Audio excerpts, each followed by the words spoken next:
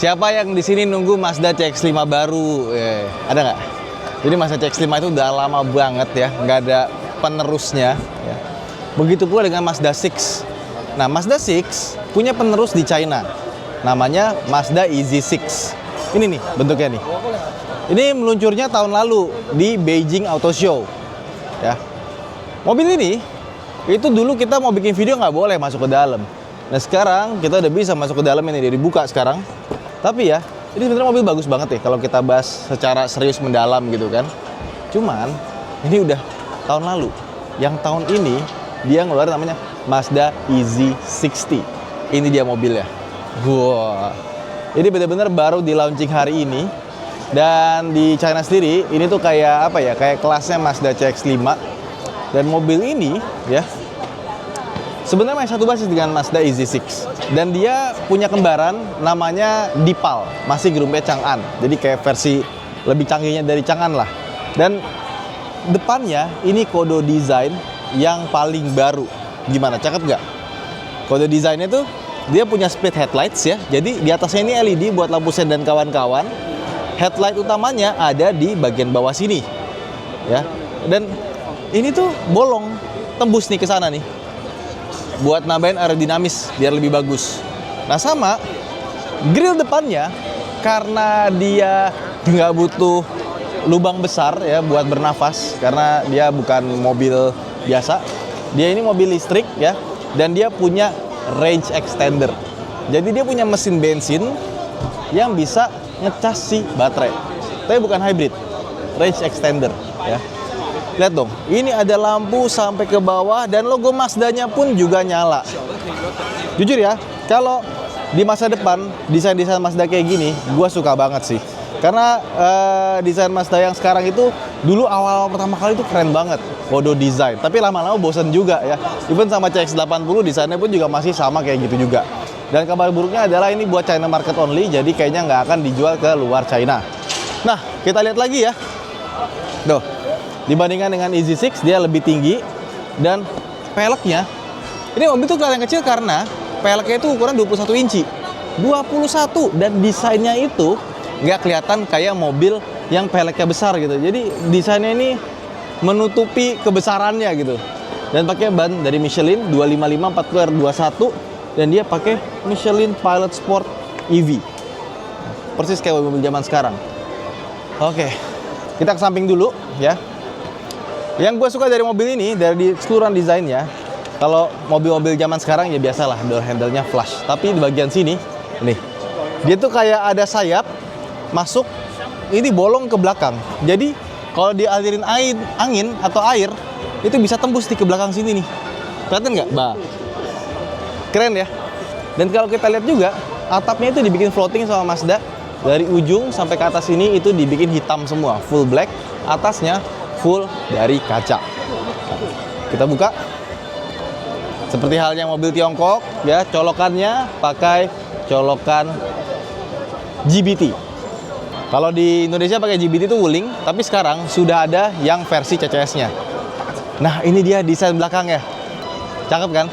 Gue suka banget sama desain Mazda baik EZ6 maupun yang EZ60. Keren. Nah, ini kebetulan yang tipenya EV, bukan yang REV ya, bukan yang range extender EV.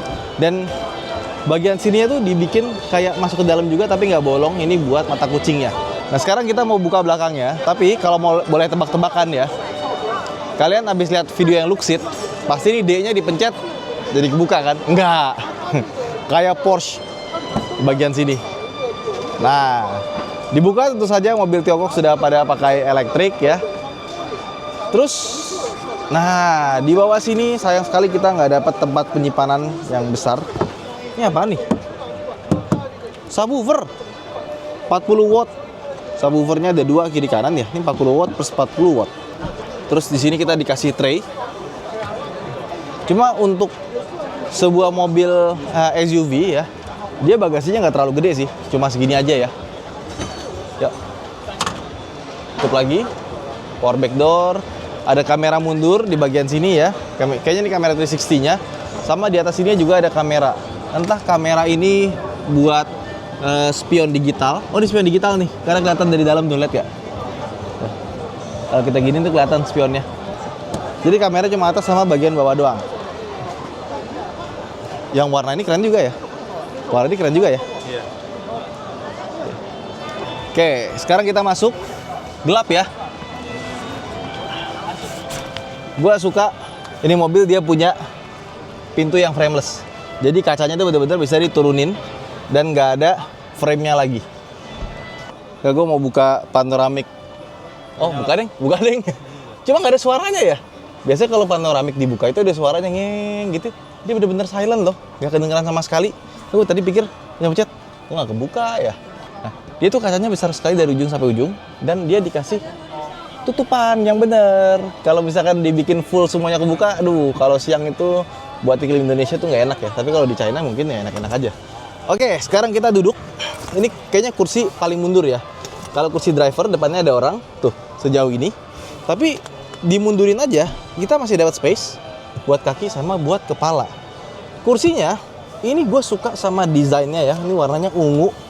Gue nggak tahu ya. Baru pertama kali kayaknya ngelihat mobil interior warna ungu, tapi gue suka ya, bagus ya. Ungunya tuh nggak norak gitu loh. Duduk di sini emang rasanya agak tegak ya. Dan nggak bisa diatur ke belakang lagi. Jadi udah cuma segini aja. Sama kursinya yang bagian sini tuh empuk, tapi yang bagian kena punggung ini ya kurang suportif dan headrestnya ini rasanya keras. Bisa dinaikin nggak? Bisa. Tapi ini headrestnya keras banget ya. Jadi kurang begitu nyaman sih.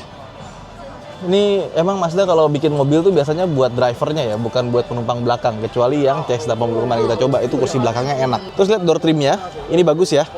Ini atasnya soft touch, ini pakai kulit sintetis, ada buat twitternya di bagian sini, ya sampai sini itu masih bentuknya bagus dan buat buka pintunya pakai tombol di bagian sini. Ini katanya sudah pakai auto ya, dan buat buka pintunya dia pakai tombol di bagian sini. Nah, cuman kalau kita mau emergency, dia tuh ada panel di sini ya. Ini ada panel, nggak kelihatan ya, dan agak sedikit sulit dibukanya buat emergensinya. Tuh. Terus yang namanya Mazda itu attention to detailnya bagus. Di sini kita dapat tulisan Mazda dan ini kulit sintetis ternyata ya. Terus di bagian sini juga ada tulisan Mazda, plastik loh ini.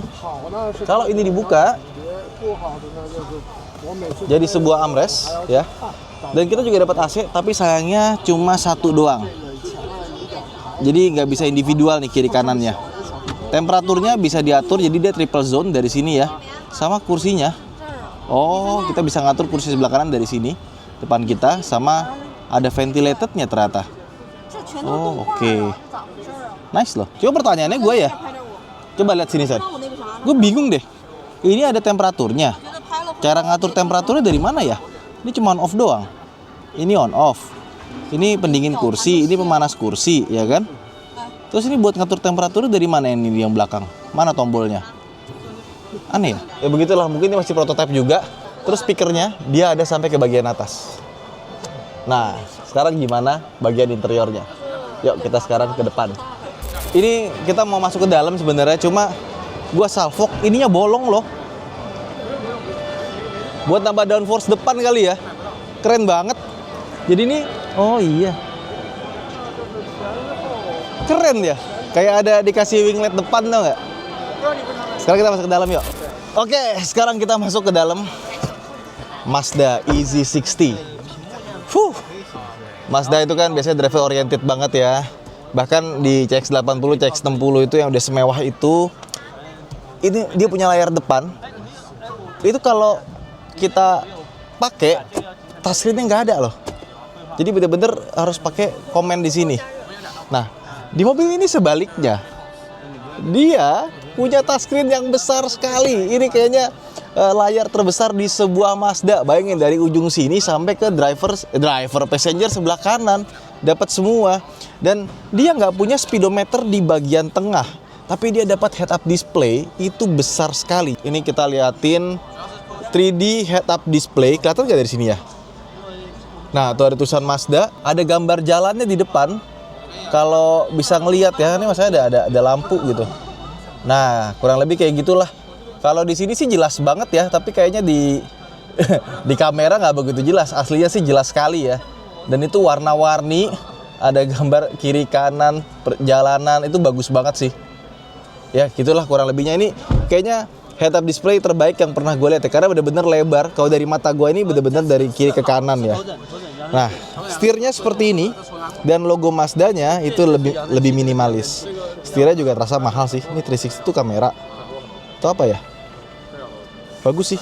Gak tau ya kok warna ungunya ini bagus ya. Gue jadi pengen punya mobil warna ungu ya. Sama di sini ada kayak di lampu ya, pakai slim frame. Itu dari ujung sampai ke ujung sana. Itu nyala. Nyalanya juga soft banget. Terus ke bagian bawah sini, ini ada wireless charger yang sebelah kiri, sebelah kanannya nggak ada, gini aja. Ya, sama AC-nya di bagian sini, ventilasinya. Ini masih bisa diatur manual ya, nggak ribet. Di sini ada cup holder dan ini ada tempat buat naruh barang. Oh, ada minum tuh. Dan di bawahnya bolong seperti biasa. Ini biasanya dipakai buat naruh tas. Ya, kabel USB juga ada. Nah, lihat, tombol power window juga masih lengkap ya. Ada spion kecil karena dia spionnya sudah pakai spion digital. Jadi di sini ada spion kecil. Kalau kita buka pintu, pencet, nah kelihatan tuh. Oh sama ada leg rest-nya ini.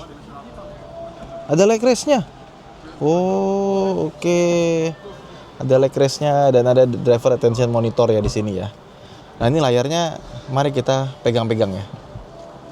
Nah, oke tadi lagi demo ini. Oh pintu kebuka. Kenapa pintu kebuka nggak bisa? Oh ini demo lagi Mazda. Wow, layarnya bagus banget ya. Aduh sayang banget kita nggak bisa lihat menunya ya. Ini lagi di lock di demo mode. Kalau nggak di lock di demo mode harusnya kita bisa main-mainin. Mewah juga ini bahannya, premium. Seperti itu door trimnya. Dan audionya dia pakai bawaan dari Mazda. Tuh lihat, kita bisa ngelihat ada yang lagi ngerekam di situ ya. Lampunya atas seperti ini. Ada kamera. Tapi bisa ditutup ya. Terus di bagian sini, nah ada lampunya juga ya. Ada speaker bagian atas sini sama di sana. Dan di headrestnya dia juga ada speaker. Ini sayang sekali nih, tidak bisa kita pencet-pencet ya. Tapi ini mobil ya. Kalau dilihat ya, dia tuh nggak punya speedometer, jadi semua di head-up display sama ada di sini. Tapi intinya ini mobil ya, gue suka banget ya. Tinggal ada beberapa sedikit aja yang menurut gue agak kurang, itu tinggal diperbaiki aja. Kayak misalkan tadi kursinya masih agak keras. Terus head unitnya gue belum tahu seperti apa bentuk dalamnya karena tadi pakai demo mode ya, nggak bisa kita exit. Tapi ini mobil top sih. Gue suka sama desain luarnya, interiornya gue suka. Apalagi kalau masuk Indonesia. Dan dia ada yang PHEV juga dengan mesin 1500 cc ya, dimana PHEV-nya tuh punya baterai sekitar 36 kWh. Artinya lebih besar sekitar 50% dibandingkan dengan PHEV yang ada. Dia bisa jalan sampai 160 kilo hanya dengan baterai saja. Untuk PHEV itu panjang sekali ya. Mazda, bawalah ini ke Indonesia lah. Cakep tuh.